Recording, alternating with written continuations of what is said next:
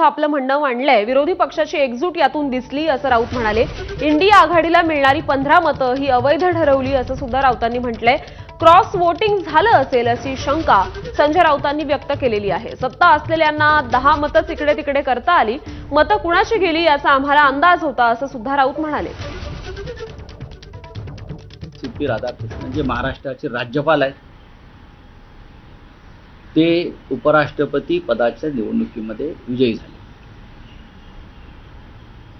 त्याबद्दल आम्ही त्यांचं अभिनंदन करतो।